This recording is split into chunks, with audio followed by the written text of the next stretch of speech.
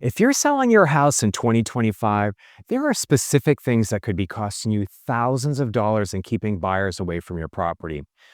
But here's what most sellers don't realize. The biggest mistakes aren't about what you add to the home, it's about what you remove. I've been listing homes for over 15 years, and I'm about to show you 25 things that need to disappear immediately if you want to sell fast and for top dollar. So let's jump right into it. Item one, yourself and your family. Number one is the most important. It might hurt your feelings a little, but I promise I'm saying this with love. You need to remove yourself from the property during showings. I know it's your house and you want to tell everyone about the amazing things that you've done. And I understand you want them to know every detail just to add value, just build up value. And then I did this and then the backsplash and oh my gosh, you can go on and on. But when sellers are present, even if they think they're being the world's most helpful tour guide, 9 out of 10 times they accidentally overshare and become the world's most enthusiastic real estate repellent. Buyers feel like they're intruding on your personal space. They can't speak freely. They can't even say, wow, this kitchen's tiny without feeling rude, or wow, this kitchen's amazing without showing serious intent to buy, right? So they end up speed walking through your home like they're late for an appointment. The solution is just ask your listing agent to be your professional substitute. Or if you're worried about security, grab some popcorn, park down the street, and watch the show on your phone through security cameras. Trust me, it's better entertainment than most Netflix shows. But be sure you've posted that your house is being monitored, okay? Item two, all pets and pet evidence. So you're going to want to remove all pets. That's dogs, cats, birds, reptiles, hamsters, even fish tanks. Now, before you start typing angry comments about how Rover is part of the family, please hear me out. Not everyone loves animals the way you or I do. And some people have allergies so severe, they'll sneeze their way right out of the door onto the next listing. It's a full stop for them. But here's where it gets tricky. You don't want to just remove the pets. You need to go full CSI and remove all evidence. I'm talking about pet bowls, toys, dog beds, litter boxes, hello, and anything that might have absorbed eau de pet over the years. We get accustomed to odors, and it's best to bring in someone who is brutally honest to sniff test the house. I feel we all have one of those individuals in our lives, right? Item three, personal photos and family pictures. Pack up most of your family photos. A couple scattered around the house is fine, but if your walls look like a family history museum, buyers can't picture themselves living there. They're thinking, wow, that's a lot of family, instead of, wow, I could have my couch right there. I get it. I've got my own wall of fame at home, but when it's selling time, off they go. This also includes kids' names art and anything that identifies your family members. It's a security risk when your photos go online for everyone to see, right? Item four, valuables and expensive items. Remove all jewelry, watches, expensive artwork, and collectibles. Store them in a bank safe deposit box or with family. When your home is listed online, these photos are public. And let's just say not everyone browsing real estate listings is actually shopping for real estate. If you have safes, go ahead and throw a blanket over them during the photos and showings, disguise them. Nothing says rob me later quite like a visible safe because everyone knows that's where the good stuff lives.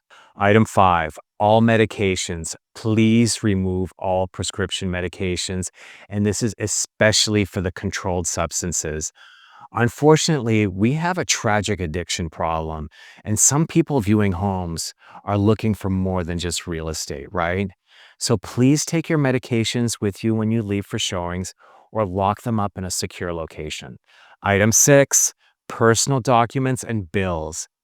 Pack away any personal paperwork that includes bills, bank statements, checkbooks, passports, hello, and any important document. You don't want to risk identity theft or give strangers access to your personal information. Item seven, bright and bold colors. Remove or replace anything with bright, bold colors like pillows, throws, towels, artwork. The market is different now in 2025, so you need to appeal to the widest possible audience. A fun accent wall like ours back here, that might be your favorite thing in the world, but it could be someone else's deal breaker. If a buyer came in through these doors and saw this entrance, they would fix themselves on this particular accent wall and notice the gold and all of that and what it will distract them on how great the entryway is, all the attributes to it, a high ceiling, whatever the case may be. People just zone in on anything that has a distraction. So neutral colors are your friend. And I always say neutrality distracts no one. So this is a perfect example. You can always bring the rainbow back at your new place. Item 8, excessive clutter and collections. So pack up collections, excessive decorative items, anything that will make spaces feel cramped. This includes action figures, stamps, vintage dolls, or any hobby collections. While they're meaningful to you, they're distracting to buyers and can make the room feel smaller and cluttered. I have a comprehensive decluttering guidelines and checklist to download for free, and the link is provided in the description below. Item 9, heavy, dark, or oversized furniture. Remove furniture that makes rooms feel smaller and darker. This includes heavy antiques, oversized sectionals, or too many pieces in one room. So each room should have a clear purpose and easy traffic flow. I recommend you store away excess furniture or donate it. You're moving away anyway, right? Item 10, religious and political items. Remove religious symbols, political memorabilia, and controversial artwork. Anything that's controversial. This isn't about your beliefs. It's about not alienating potential buyers. You want to appeal to everyone, regardless of their personal views, so keep it neutral. Item 11, hunting trophies and taxidermy. Pack away hunting trophies and taxidermy animals. Not everyone is comfortable with these items, and they could be off-putting to buyers. Store them for your next home. Item 12, worn window treatments. I see this a lot. Replace and remove faded, heavy, water-stained, or outdated curtains or blinds. If you can't replace them, it's better to have bare windows than tired-looking treatments that make your home feel dated and stuffy. It will also open up the space and brighten it up. Item 13, small area rugs. Remove those area rugs, especially in bathrooms and in hallways. They can make spaces feel choppy and hide potentially beautiful flooring. Let your floors shine and create better flow throughout the home. Item 14, bathroom clutter. Ooh, this is a big one. Clear bathroom countertops completely. Remove toothbrushes, razors, personal care products, cosmetics. Oh, those plungers and toilet brushes that are tucked behind. No one wants to see those. They must go. So store everything away or take it with you. Bathrooms should look like a spa, a nice, calm oasis and not a lived-in space. I have a staging guidelines and checklists that you can download for free, and the link is provided in the description below. It's very comprehensive and quite helpful. It's like maybe 25 pages. Item 15, kitchen counter clutter. Clear kitchen countertops of most appliances, mail, personal items. I swear it becomes a catch-all for the entire household. You want to showcase your beautiful countertops and make the kitchen feel spacious, right? Keep maybe one appliance like a coffee maker, but everything else should be stored away, especially the knives. Item 16, broken non-functional items. Remove or replace anything that doesn't work. Broken appliances, non-functional wine fridges, ceiling fans that don't work. If it's broken and you can't fix it, remove it entirely. These items will show up on home inspections and become negotiation points you just don't want to deal with later. Item 17, security system signs and excessive cameras. While security is important, don't go overboard with visible security signs, cameras, and all those warning stickers in your listing photos. Too much security equipment can make buyers think that the neighborhood isn't safe. Item 18, pest control evidence. Remove all pest traps, ant baits, and evidence of pest control. Even if you're just being proactive, buyers will assume you have a pest problem. Clear those out before any showings or photos. Item 19, cords and cables. Hide or remove visible cords and cables, especially in office areas and in entertainment centers. Now, our eyes go straight to them. Ask your photographer to edit them out of photos if necessary. And I've personally edited out cords from photos countless times for a clean look in my listings. These details will make spaces look more professional and organized and crisp and clean. Okay, we're getting there. Item 20, dead or overgrown landscaping. Remove dead plants, trim overgrown brushes, and clean up your landscaping. Fresh, well maintained landscaping makes a huge first impression. It is so important that I've also created a comprehensive curb appeal guidelines and checklist, and that's free to download. Just click on the link provided below. It's very comprehensive, and you're going to find it quite helpful. Item 21, smoke detectors over 7 years old. Replace any smoke detectors that are 7 years or older. Even if you don't know the age, replace some. They aren't terribly expensive, and old smoke detectors will show up as safety issues on home inspections, and it create unnecessary negotiation points that you just have to deal with later. You won't be in the mood, trust me.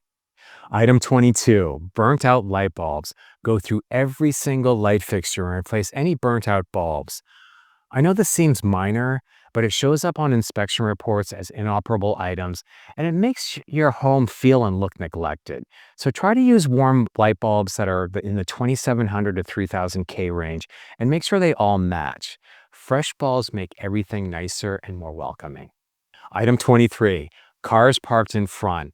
Remove all vehicles from the front of your property, especially junky cars, boats, RVs, or motorcycles. If parking is limited in your area, use traffic cones to save spots for buyers, but remove the cones right before they arrive. Oh my gosh, I've had to do this so many times. I could tell stories. Item 24, all remotes and adapters. Pack away TV remotes, device remotes, any random adapters. It sounds trivial, but you'd be surprised how many remotes get stolen during showings.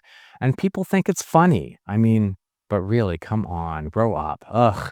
Anyway, so hide working remotes and throw away any of those mystery remotes you've been keeping just in case there's a remote control emergency.